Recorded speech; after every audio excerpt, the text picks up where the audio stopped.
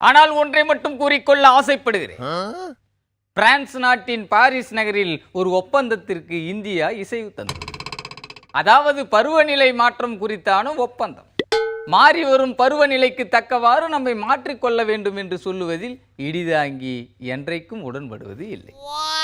பருவநிலைக்கு தூக்க மாத்திரையை கொடுத்து குப்புறப்படுத்தி தூங்குமாறு சொல்லிவிட்டு தொட்டிலை ஆட்டிவிட்டதே மனிதன்தான் என்பதை நான் அன்றைக்கே பாரிமுனையில் ஒப்பாரி வைத்தேன்.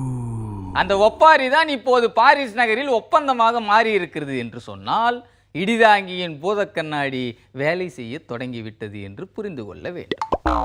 காரணம், கும்பகர்ண தூக்கத்தில் இருக்கும் பருவநிலை எப்போது விழிக்கும் என்றே தெரியும். தென்மேற்கு பருவமழை எங்கு எப்போது விழிக்கும் என்று எதிர்பார்த்து காத்திருந்தால் பருவநிலை சற்று புரண்டு படுத்துவிட்டு கோழை வெடித்த மாதிரி கொஞ்சமாக மழையை தந்துவிட்டு மீண்டும் தூங்கிவிடு. வெப்பசலனம் வந்தால் வேர்வை வருவதைப் போல சடசடவென ஆங்காங்கே மழை பெய்துவிட்டு மறுபடியும் முருங்கை மரத்தில் ஏறிவிடுக. தூங்கியது போதும் என்று தண்ணீரை கோரி ஊற்றினால் கோபத்தில் செம்பரம்பாக்கத்தையே சின்ன பின்னவாக்கி ஜாக்கிரதை என்று எச்சரிக்கிறது. ஆக பருவநிலை மாற்றம் இடிதாங்கியை பாடாய்படுத்துகிறது. அதனால்தான் கோடை காலங்களில் இடிதாங்கியின் கட்டையில் கடுகளவு தண்ணீர் கூட பட்டுவிடாமல் உடலை கட்டுக்கோப்புடன் வைத்து, அதன் முதன்மையான நோக்கம் தண்ணீரை அளந்து செலவிட வேண்டும் என்பதற்காகத்தான்.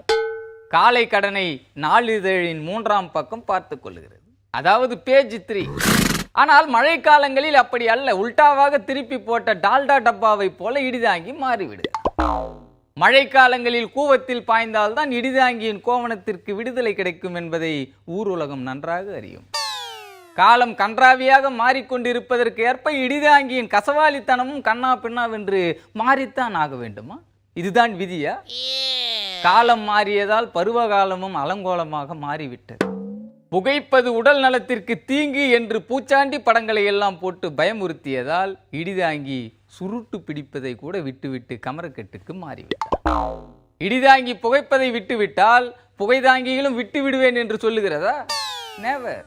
ஆலைகளில் இருந்து வெளியாகும் புகைதாங்கி வழியாக ஆகாயத்தில் கலந்து இந்த அண்ட சராசரத்தை உண்டு இல்லை என்று ஆக்கி கொண்டிருக்கிறது.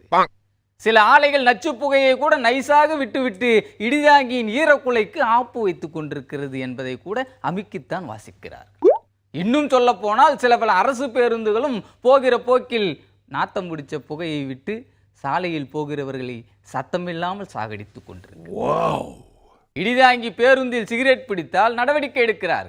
பேருந்தே சிகரெட் பிடிக்கிறதே என்று கேட்டால் சீக்காளி பேருந்து அப்படித்தான் புகைவிடும், அதற்குள் மூக்கை நுழைக்காதே என்று நொல்லத்தனம் பேசுகிறார். ஆக ஓசோனில் விழுந்த ஓட்டைக்கும் வாத்தியார் போட்ட முட்டைக்கும் எங்கோ ஒரு ஒற்றுமை இருக்கிறது. அந்த ஒற்றுமையை களைய வேண்டும் என்றால் இந்த பாரிஸ் ஒப்பந்தம் அவசியமே என்ற உண்மையை கூறி விடைபெறுகிறேன். நன்றி.